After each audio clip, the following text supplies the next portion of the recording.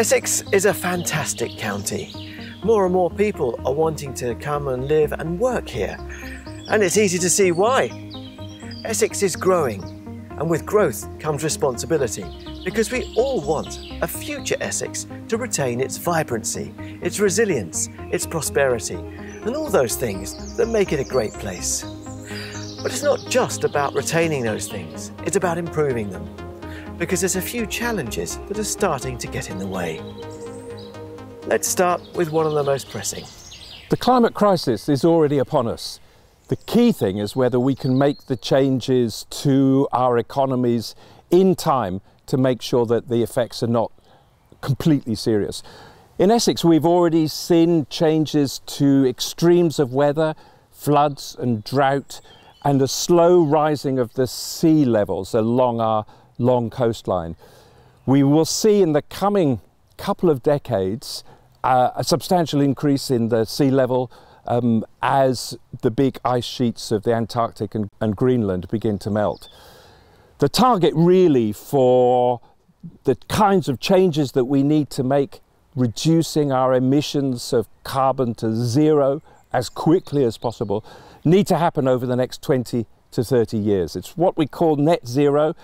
At least 80% of the reduction has to come from cutting carbon emissions, and maybe the remaining 10 or 20% can come from carbon capture in healthier soils, in forests, in woodlands, in nature, and other things that can hold on to our carbon.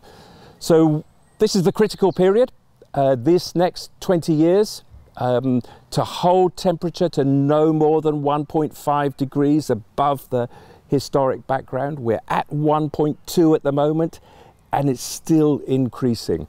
So the need for action is urgent, and one of the big areas for the change is going to be on housing and infrastructure. We're going to need to make changes to almost every aspect of our ways of living: our food, our transport, our housing, our energy. Green infrastructure is going to be a critical part of our future. The way that our housing is built and the way we live, the way that buildings are created, the way that old ones are renovated, the infrastructure that supports them, all of these are going to need changes. And it is an exciting opportunity really to reduce the amount of carbon, reduce the costs for householders as well as businesses, and create more healthy communities for the whole of Essex. So climate change isn't a done deal. We can still do things to minimise its impact, even halt it. And we need to, because everyone will suffer if we don't. More people are coming to live in Essex than ever before. This also means more people are being born in Essex, and people are living longer. It's estimated that by 2036, the county's population will be around 2.1 million. That's over 200,000 more people living in Essex than there were in 2016. And they'll all need a house to live in. 180,000 of them to be precise. 180,000 new homes that will need to be built, along with expanded and new infrastructure development. And without proper measures, all this puts at risk one of Essex's richest and most valuable assets: our biodiversity. Coastal salt marshes, mudflats, ancient woodlands and wetlands provide rare and valuable habitats for species that are vital for our well-being, even our very existence. The Romans understood this 2,000 years ago when they began to extract salt from the Essex coastline.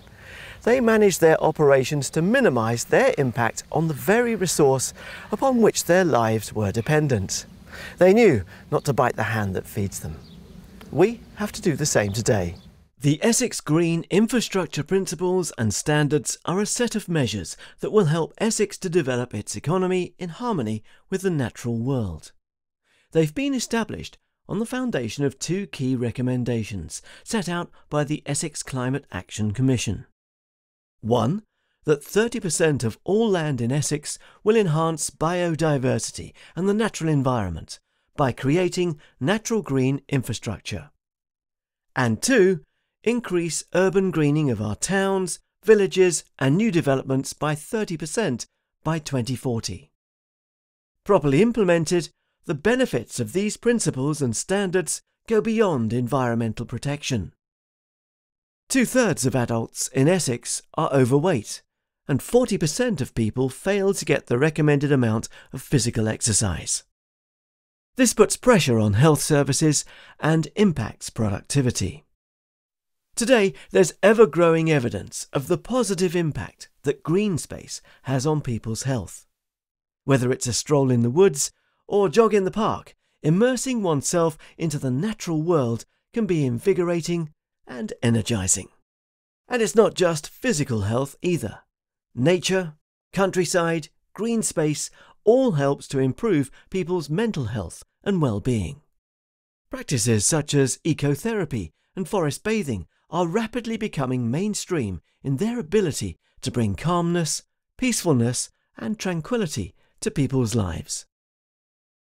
But these opportunities for people to improve their physical and mental well-being is dependent upon them having access to green space. For this reason, we need to preserve the spaces for those things to happen and increase accessibility to them.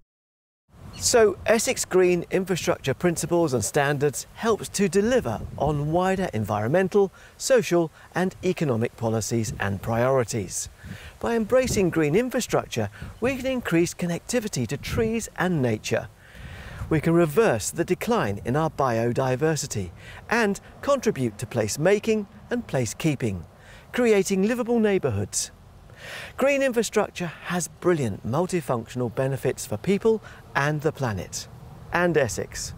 In this video, you'll learn about what the principles and standards are, how to apply them, and see the benefits where they're already in use. Ready? Let's get going, because there's not a moment to lose.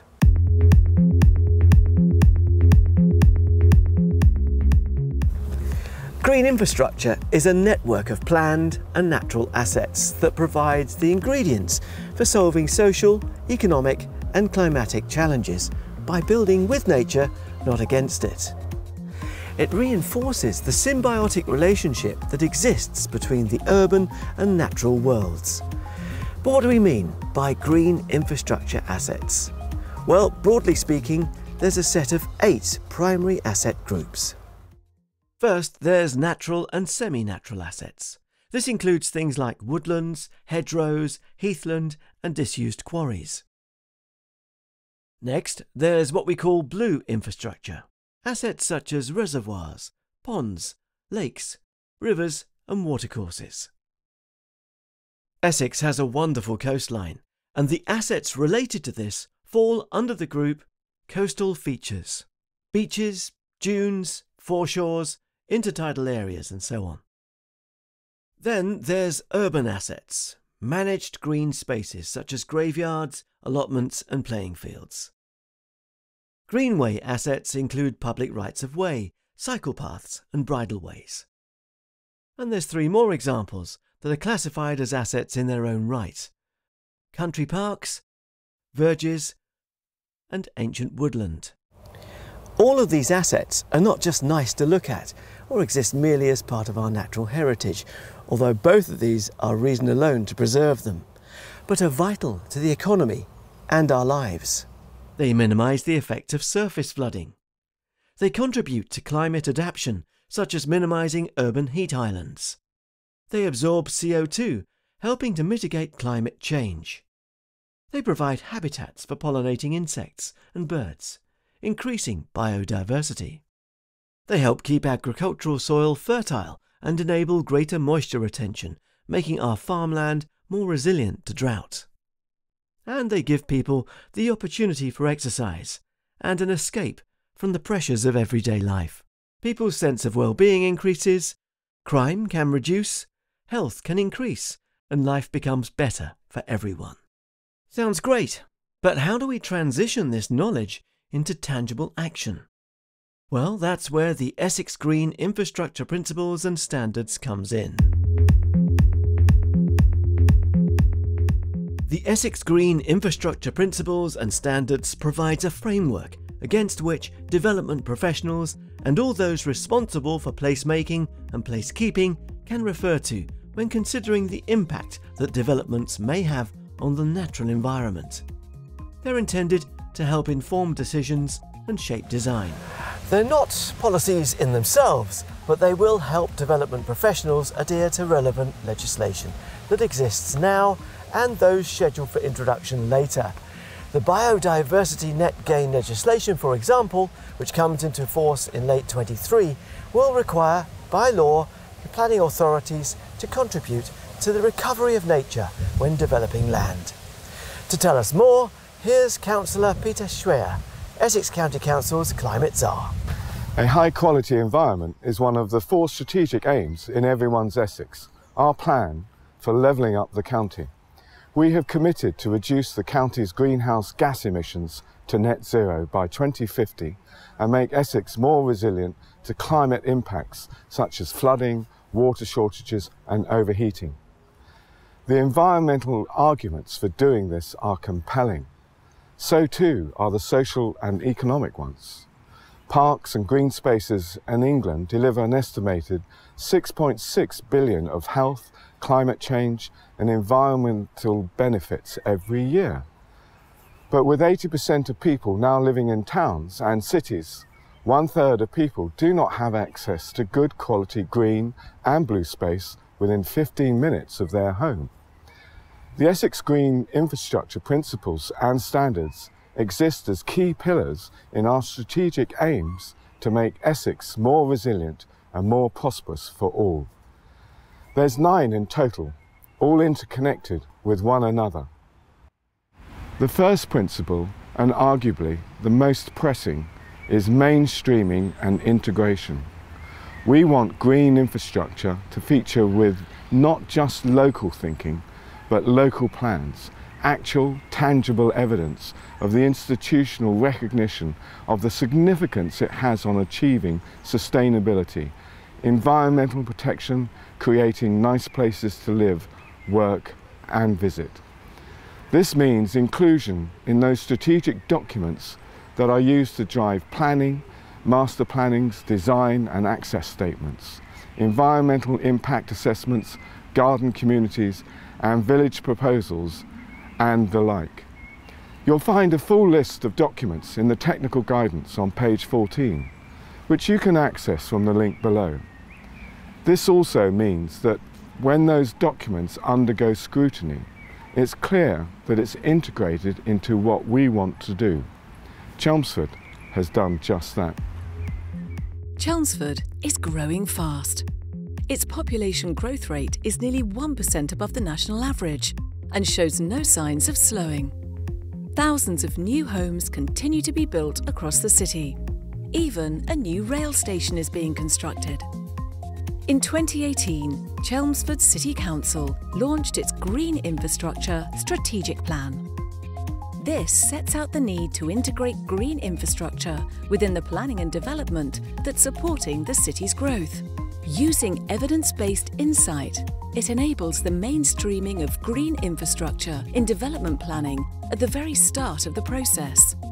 It defines the aspirations and objectives of the city in terms of delivering benefits to residents, the workforce and visitors as being a nice place to be, and ensuring this philosophy and approach remains as the city continues to grow and evolve. We're already starting to see tangible examples of this. The city has an excellent network of cycle paths. Green corridors exist and river valleys are well treed.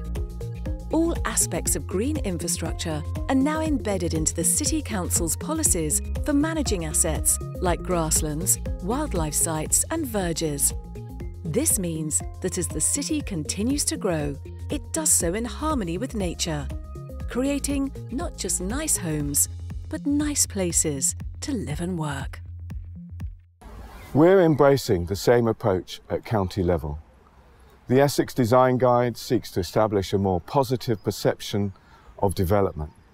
It exists for developers, town planners and urban designers as a means to deliver best practice. It looks beyond the architecture and prioritises the creation of distinctive places that people want to live in. building communities and improving lives.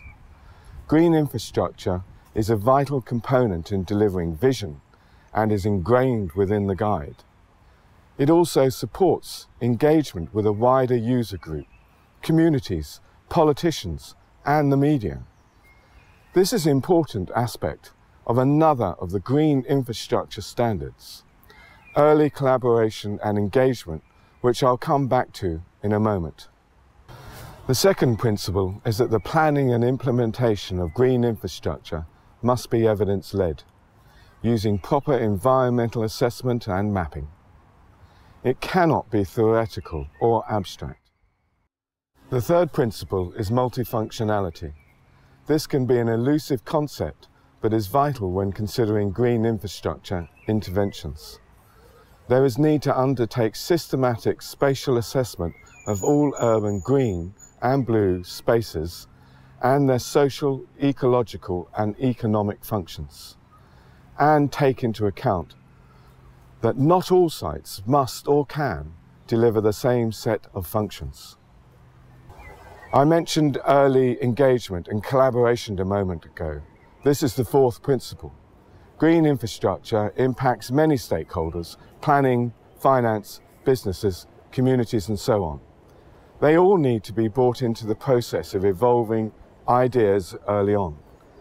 This is key to creating the delivery of a properly integrated and effective green infrastructure. A little further east from Chelmsford is Malden, a town that's been dependent on its green infrastructure for thousands of years. When it developed its district design guide, this approach to early stakeholder engagement proved vital. Malden is a town that has long been dependent upon the natural world, whether for salt production, farming, or the import and export of produce. The coast, inland waterways, farmland and woodlands have been vital in its continued prosperity. Today, it's a town also undergoing tremendous growth, as demand for affordable housing is driving interest from people living in London's suburbs as they seek a new life further east. Back in 2012, Malden District Council began to work in consultation with developers and stakeholders in the preparation of their garden suburb master plans, part of their local development plan, which began to codify green space for development.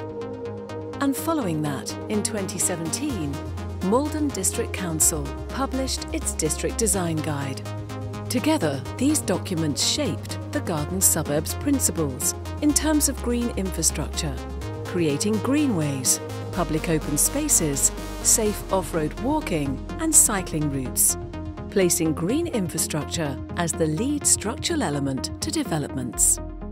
Evidence of this can be seen here in the Limebrook Way development, and also here, a little further north, near Heybridge. A great example of the link between urban design and master planning, and the importance of early stakeholder engagement to deliver brilliant green infrastructure that meets and aligns with the needs of local people. Next is the need to manage different expectations amongst different stakeholders and recognise that green infrastructure cannot be homogeneous. Health, well-being and social equity is the sixth principle. As you heard a moment ago, green infrastructure benefits public health as much as it does the environment. This means that it needs to be accessible by all and exclude no one. The seventh principle is about creating an increased connectivity using green infrastructure to create green corridors, which are exactly as it sounds. Imagine a new town development. At one end is a park and at the other end open countryside and pathway that connects them both. And now imagine that instead of just paving slabs and tarmac, that pathway is lined with trees and shrubs and grass verges, creating a connectivity for people and nature. The eighth principle is a commitment to delivery. This requires strong policy wording, ensuring green infrastructure is required within a development and that it doesn't become a footnote or an annex. And finally, we must recognise that green infrastructure is permanent. So, The final principle is to ensure there is stewardship and maintenance in place to deliver and protect green assets in the long term. Essex is not doing this alone. The principles and standards we've set align with those at a national level.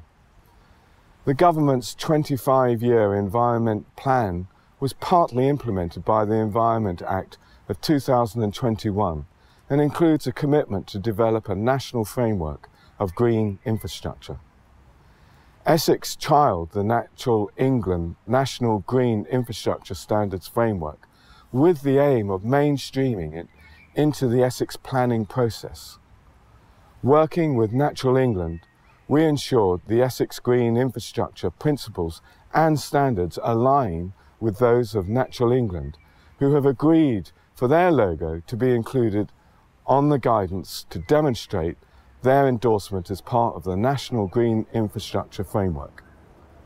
We're also working in close partnership with our supply chain partners, many of whom are already embracing and implementing sustainability. You may be thinking that green infrastructure is all about the big stuff, those multi-million-pound developments.